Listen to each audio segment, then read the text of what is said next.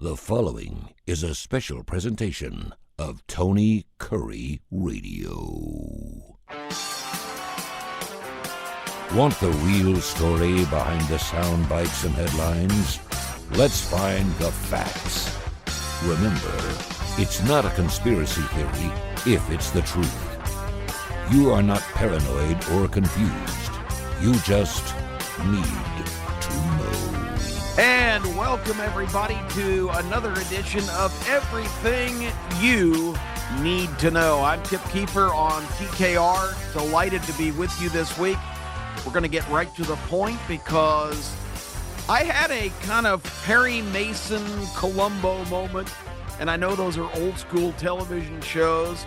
Perry Mason, of course, emanated from a bunch of novels written by Earl Stanley Gardner about this iconic defense attorney, later played on TV famously by Raymond Burr, who always had a client that looked hopelessly guilty and always at the end of the show came up with the nugget of information that turned everything around and proved his client's innocence and pointed the finger directly at the real murderer. And Columbo, of course, another great series starring Peter Falk, of a detective that was relentless in his pursuit. He would kind of decide exactly what he thought happened and would hound the suspect relentlessly in kind of a charming way, not being combative or really adversarial, but more just probing constantly until he found the niche that proved his case. That happened for me last week at the beginning of the Hunter Biden trial. I was going to say Hunter, and I combined that with beginning, so that's what that came out. Anyway, Hunter Biden, of course, accused of multiple crimes and a sweetheart deal that would have gotten him off the hook last summer was actually stopped in I'm sorry, it was a federal court by a judge who said, this looks unprecedented in terms of anything I've ever seen, of basically this guy who's facing multiple tax evasion charges. And right now, the current trial is the purchase of a firearm. And the reason he got away with doing that was because he lied on his form to apply for gun ownership. You have to check the box that you are not a drug addict. And there is overwhelming evidence that Hunter Biden was in the absolute top of the cycle in terms of his massive drug addiction right at the time of the purchase of this firearm.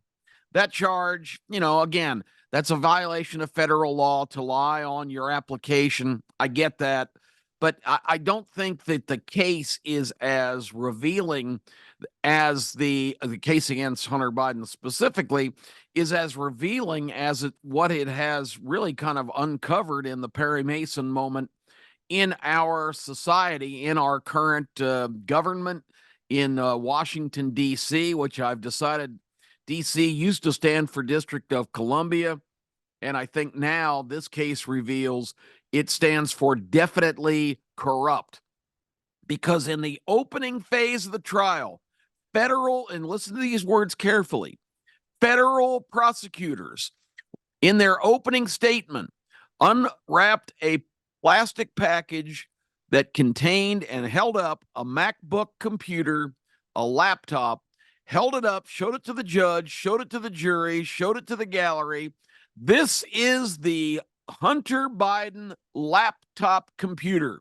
We've heard about it and heard about it and heard about it again for the last 4.5 years. And now it was publicly displayed for everybody to see for the first time. This is the laptop from hell, as it's been called by Miranda Devine, the writer for the New York Post, who's broken a lot of the story about this particular item. And the New York Post, of course, obtained excerpts and a lot of the hard drive data from the computer. And on that computer are just a seemingly endless series of pictures of Hunter Biden imbibing in his crack cocaine habit and regular cocaine, all kinds of illicit drugs, including a 12-day bender in Beverly Hills, where he pretty much chronicled his activities throughout, filming himself narcissistically, bragging about his drug abuse, talking about the great things that it does for him, taking him to the darkest recesses of his mind, where he can clearly analyze exactly who he is, etc., etc. So it proves the case that he was heavily a drug addict when he purchased the firearm. It turns out illegally, because that checks you off the box. If you check the box that you're not a drug addict and you are, and it's discovered and you have been able to buy a gun, that is a blatant violation. But again, that's secondary to what this really revealed. So you've got a federal prosecutor from the Department of Justice of the United States holding up this laptop, declaring it Hunter Biden's laptop.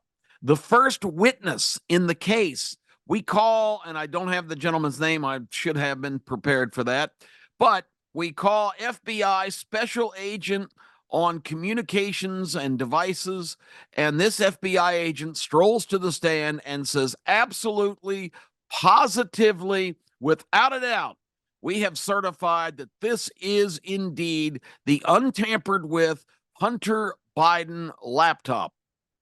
Because for the last 3.5 years, the Hunter Biden legal team has been trying to pull the wool over everybody's eyes that this laptop could have fallen into the hands of enemy agents who added a bunch of material and altered a bunch of the content and created fake images that were Russian disinformation. That has been completely now denied by the FBI, which followed the FBI right after the 2020 election in early 2021, saying, yes, we have verified that the laptop is legitimate. Now you had a federal prosecutor holding up the computer and a FBI agent certifying this computer is 100% legitimately Hunter Biden's, and all the material on it is Hunter Biden generated. So why is that astounding? Well, let's look back to the sequence of events. 2019, Hunter Biden stops by a computer repair store in Wilmington, Delaware. The proprietor of that store is a guy named, this irony kills me, his name is Mac Isaac. Mac for a computer repairman, pretty good name, since most of the items he's going to get are going to be Mac devices. So Mac Isaac gets the computer. Hunter Biden says he's having problems in some kind of technical area, and this guy said, okay, I can fix that. And he said it's going to take me 2 weeks. That was in April 2019. These dates are important. The agreement that Hunter Biden signs is, once the repairs are effected, he's only got 90 days to come pick that up, because the guy's got time and money invested in fixing it. So obviously, the customer needs to come pick up and settle up and take his device. He fixed it in the 2-week period. He notified Hunter Biden it was ready. 90 days passed, 120 days passed. And finally, this guy utilized his agreement that Hunter Biden signed and said, okay, this is my property now. I own it. He never picked it up. And he began to look at some of the things that were on the computer and realized what a hot potato he had, because there were tons of different messages back and forth to the Hunter Biden foreign connections. You remember the Biden family business? They don't have a product. They don't have a service. They don't consult. They don't have any kind of legitimate business purpose. They don't have a central account where all the everything's settled up in terms of invoicing and billing. They'd set up 20 some odd shell companies that did nothing more than have a bank account to send a variety of checks from all around the world for the Biden family business. And the Biden family business is clearly access and influence over Joe Biden, who was a longtime senator and vice president for 8 years under Barack Obama. And of course, all this predates his presidency now. But commitments made, millions of dollars spent. You have to wonder what the impact even today is on Biden decisions that are supposedly made in the best interests of you and me, but are already bought and paid for by the Biden family business. But let me get back to the main gist of this. And of course, it is that by holding up that laptop, declaring it absolutely legitimate, the FBI has completely indicted itself for their behavior during the 2020 election. So the store owner, Mac Isaac, knows a lawyer and puts it in his court of, this is some explosive stuff. What should I do with this? And it ends up being distributed to a couple of key people in New York, including one of the attorneys for former Mayor Rudy Giuliani, who was, of course, a big figure in the Trump administration. And Giuliani, through his lawyer and his contacts, ends up giving that information, which was a copy of the hard drive of the computer, to the New York Post for their examination and see what they wanted to do with it. In the meantime, all of a sudden, one day in late 2019, the FBI shows up at this computer repair store, and demands they have a subpoena to confiscate the Hunter Biden computer. Now, where did that come from? Supposedly the excuse is, well, we were already investigating Hunter Biden for tax violations and this firearm violation, et cetera, et cetera. And if there's evidence on the computer, that was allegedly the reason that they confiscated it in November of 2019. They took it back to Washington, I guess. I keep seeing the scene from the end of the original Indiana Jones movie, Raiders of the Lost Ark, when Indiana does actually recover the Ark and bring it back, and then demands of the government, what's going on? How's this being studied? What's happening? And they say, we've got top men looking into it. And at the end of the movie, of course, the last thing you see is the crate with the Ark of the Covenant on a hand truck in this gigantic warehouse of tens of thousands of other crates and different artifacts being wheeled to be put away in some kind of deep, dark corner in the bowels of our bureaucracy of a government. So I'm picturing for the first years, allegedly, that's the excuse that top men were looking at this computer. But with Joe Biden being the nominee for the Democrats and the absolute antichrist in their view, Donald Trump running for re-election, which was going to cause unbelievable turmoil in Washington because Trump had planned in his second term to basically clean house. He had found some legal loopholes where he was going to be able to take some executive action and take away this lifelong exemption from any removal by government employees. They were in full-scale panic mode. The Washington bureaucracy, deeply corrupt Washington, D.C. Anyway, Trump had to go. So I guarantee you the FBI familiarized themselves immediately upon having that laptop of everything that was on there and everything that was going to be damaging going forward. And you know how the proof of that completely comes to pass?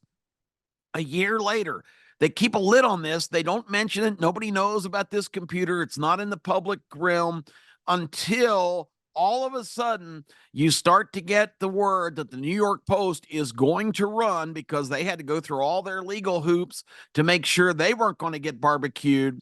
And you find out that the New York Post is getting ready to run content from the Hunter Biden laptop. This is a month before the election. Now, the alarm bells start ringing. They've got to stop this. They got to put a stop to it. And what they come up with is that insidious plot. A member of the Biden campaign called a guy named Malloy, who had been the number 2 guy basically in the NSA, the National Security Administration, and said, they've got this laptop and Hunter Biden hadn't had possession of it in over a year. They're going to try to say that it's his. I need you to explain to everybody in the intelligence circles, CIA, NSA, anybody who's been involved. There's 4 or 5 different directors that you can find, but put together some kind of document that says this information that's getting ready to come out in the New York Post is likely Russian disinformation. Get that word out, make sure everybody has it, and have everybody sign this letter. And immediately upon getting that, and all of them signed it, former directors, Brennan and Gates and all these other people, when they got that letter, they immediately published that everywhere, saying that this Hunter Biden laptop is clearly a prime example of Russian disinformation trying to discredit candidate Joe Biden and his family. And the FBI, who had this computer for a year without saying anything, all of a sudden became very involved in getting the word out along with them that this is likely Russian disinformation, when they knew damn well, after having the computer for a year, and I'm sure analyzing it up and down, that that wasn't the truth. And if there's any integrity in the premier law enforcement agency of our country, and some people say of the world, if they see that a bunch of people have signed a document that said this is likely disinformation, Russian disinformation, and they knew, that they absolutely knew at that point that it was not, that it was a legitimate, not picked up computer with actual incriminating information about the Russian and about the Chinese and about the Ukrainians and all of the different actors that the Bidens had extorted money from for influence to Joe Biden. The FBI, if they had a shred of integrity and were not involved in the deep state, in the swamp, in the shadow government that we've been talking about on this show for the last couple of years and other experts have talked about, if the FBI had any integrity as a law enforcement agency, they would have come up right away and said, no, we have the laptop and it is not Russian disinformation. But not only did they not say a word and did not do that, they're in the middle of all of this when FBI agents, and this is absolutely documented, were dispatched immediately to social media companies, to Google, to Facebook, to Twitter, and they went and had meetings weekly. FBI agents met with these agencies weekly to tell them, you're going to get a flood of disinformation, and anybody who comments on it needs to be censored. This is not true. This is a Russian attempt to control our election. Trump had just hammered Russia. Why Russia would be trying to prevent the election of Joe Biden, the ultimate wimp in the White House that they could take advantage of, it just defies all explanation. So anyway, the FBI became very involved in pushing the fantasy that this wasn't legitimate information, thereby completely and without a shadow of doubt proving that there is an underlying bunch that is working feverishly behind the scenes to prevent you, the American people, from having your voices be heard and for having leadership of the people, by the people, for the people, that are chosen by the people, suppressed. And it may not have been the determining factor in the 2020 election. There's a lot of other nefarious things that went on that we've documented on this show. But this is the absolute Perry Mason moment, that the FBI is not only, and they're in the Department of Justice as well, they're the law enforcement branch of that. It is absolute proof that these people conspired with others to take down the Donald Trump presidency and insert their puppet government under the very poor example of a world leader in Joe Biden, who we see continue to disintegrate before our eyes. And the fact that they're running him again is an absolute insult to everybody in this country, and it's an absolute disgrace to the Biden family, who could care less about poor Joe Biden's mental decline and his physical struggles to try to even keep up a bare minimum schedule. This is the definitive proof that the fix is in Washington, and the entire House needs to be swept clean, and an election of Donald Trump as president can accomplish that. That's the show for today. That's what you absolutely needed to know. The fix was in, folks. The premier law enforcement agency in the country had the laptop and had all the information it needed. And when this hoax was perpetrated, did they step up and live up to their oath and their sacred responsibility as the premier law enforcement agency? No, they did not. The Trump-appointed director, Christopher Wray, had his agency become complicit and active in trying to prove the myth that this computer wasn't real when they knew damn well it was. That's Need to Know for this week. We really appreciate, as always, all of you tuning in. I hope you will do your own reading and research on this topic, because it's absolutely astounding when you start to kind of unravel the fact that now the laptop is being held up and shown for evidence, and experts are saying it's legitimate.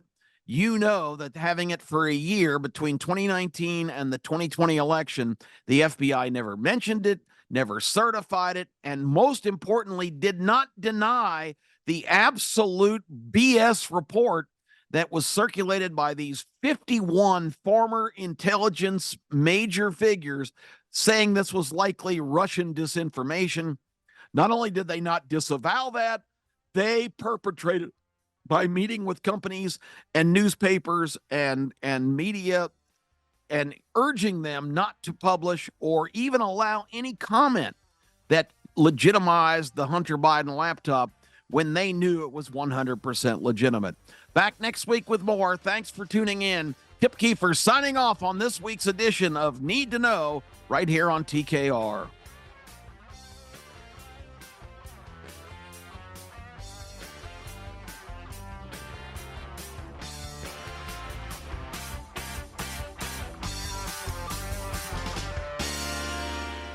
This has been a special presentation of Tony Kurre Radio.